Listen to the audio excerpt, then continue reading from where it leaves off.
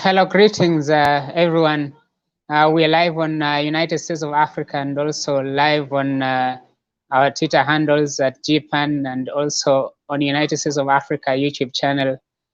And we are also live on LinkedIn. And I'm talking about having self-respect. This is very fundamental towards human interactions. And having respect for yourself and respect for other people creates these bridges that will enable us to cooperate and work together harmoniously. And this respect needs to extend to the African women, which means that we as Pan-African men should not be battering women, because will be a very bad example of what Pan-Africanism is all about.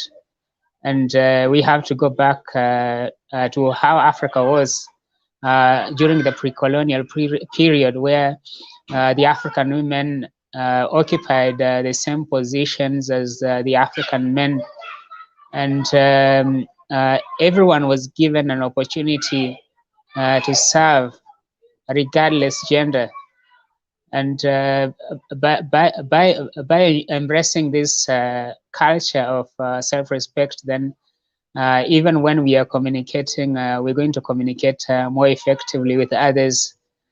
And for African men, you can do everything, but the moment you begin disrespecting African men, I think that's the end of it. So this is a double call for the African men to respect the African women, and also for the African women to respect the African men, because without two-way respect, then this game will be over, because you cannot respect people who do not respect you. There's the need for us to be the best role models. By instilling these important African values, respect for our elders, respect for all those who came before us, the founding fathers of Africa. We have to pay huge respect to Dr. Kwame Nkrumah for coming up with this idea of unifying Africa, whether it's Africans in Africa, Africans in the Caribbean, Africans in the United States, Africans in Europe. Pan-Africanism is a very rich concept that inculcates a spirit of interdependence between the Africans in Africa and Africans in the diaspora, and it educates people of African descent wherever they are, that regardless where they are Africans, and they belong to the African nation. And by embracing these African values like respect, then it means that we are going to be we are going to work very harmoniously, and nothing is going to stop us from unifying Africa when we are working based on a common set of principles, and we appreciate God's work in creating African women and we honor African women and protect them all the time from all forms of violence, from all forms of police brutality.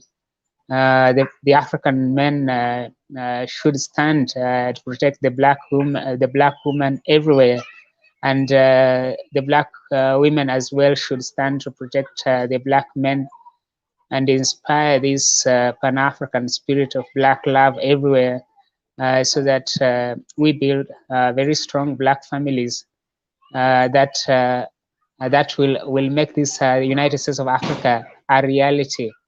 Because without having very strong black families, then we cannot attain unity if we fail to unite at family level.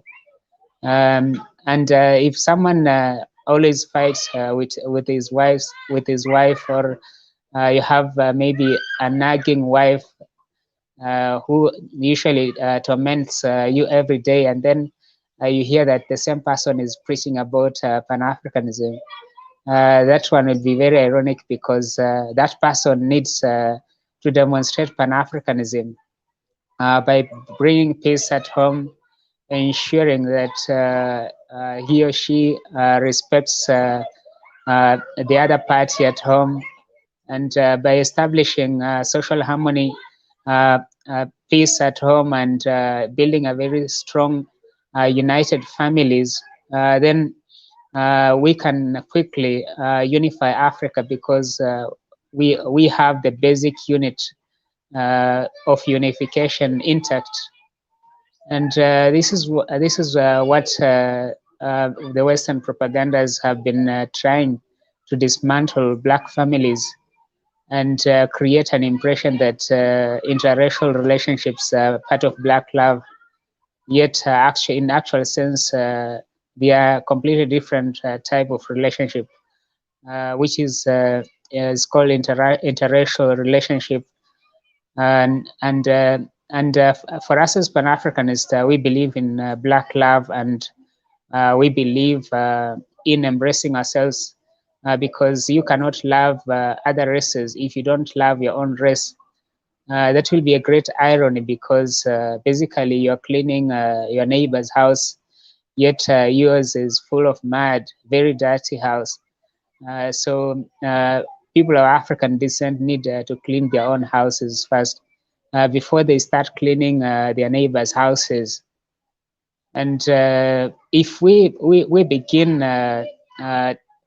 putting our interests first, then we'll see the need to build very strong black families, and the need to be the ones to lay foundations for economic advancement of Africa, because we cannot wait on the generosity of foreigners to come and create the conditions that will allow Africans to thrive. When they come to Africa, they usually come with their own interests, and these interests are based on perpetual exploitation of Africa and plundering of our natural resources. So if we keep on fighting amongst ourselves, domestic violence in our homes, disunity between brothers and sisters, we're not going to have a unified Africa. So therefore, I call upon people of African descent around the world to embrace the Pan-African values like respect, integrity, truth, justice, kindness, love, black love. And if we embrace these Pan-African values, then we are going to build very strong societies that will be up to task of the African liberation struggle. And this is the time for African men and the African women to be more unified, more than ever. Because when the police are killing black people, they don't look and say, oh, this is a woman, we're going to leave her. Or this is a black man, we're going to spare him. They attack us as a race, and we have to unite as a race to confront this systematic and institutional racism against people of African descent. And by coming together, will begin to create the solutions that Africa needs to thrive. So let us embrace the United States of Africa, support United States of Africa by sharing our streams, getting involved in our events.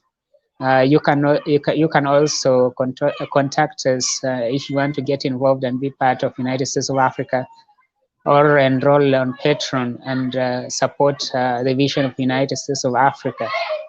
I believe that working together, we are going to create the realities that are written in the Agenda 2063, because these are visions that someone wrote somewhere, and he or she decided that in the next coming years, he wants to see Africa develop and prosper. But for this to happen, we have to actualize the Agenda 2063 now. And we should not be waiting until then, because that would be too long, and would have lost complete control of the African continent by that time if we don't unite now. So therefore, I call upon you to join United States of Africa and be part of our vision. Queer is saying one day we shall all be. Thanks very much for tuning in, and have a great day, or a good evening. It doesn't matter whether it's morning. Have a good morning wherever you are.